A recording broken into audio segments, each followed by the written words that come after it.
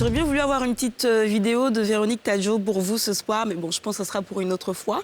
En tout cas, c'est d'elle qu'il s'agit et la littérature ivoirienne est à l'honneur ce soir parce que l'une de ses pépites, l'une de ses figures iconiques, en l'occurrence Véronique Tadjo, vient d'être faite lauréate par le Los Angeles Times Book Prize. Alors, le Los Angeles Times, c'est l'un des journaux métropolitains les plus vendus aux États-Unis. C'est le deuxième d'ailleurs. Il est lu par près de 800 000 personnes par jour. Il vient juste après le New York Times.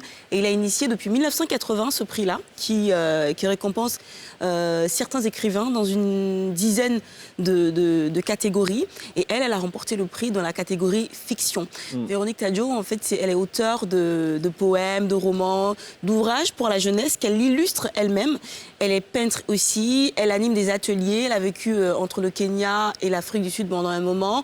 Et là, elle vit entre l'Europe et la Côte d'Ivoire. D'elle, on connaît le livre qu'on a vu tout à l'heure, Mami Wata et le monstre. Je pense que ça fait partie de ses œuvres les plus connues. Elle a été aussi lauréate du Grand Prix littéraire d'Afrique en 2005. Donc c'est vraiment, Afrique noire exactement, une figure iconique. Et le livre qui lui a permis de remporter justement le prix, c'est En compagnie des hommes. C'est un livre qui parle d'Ebola.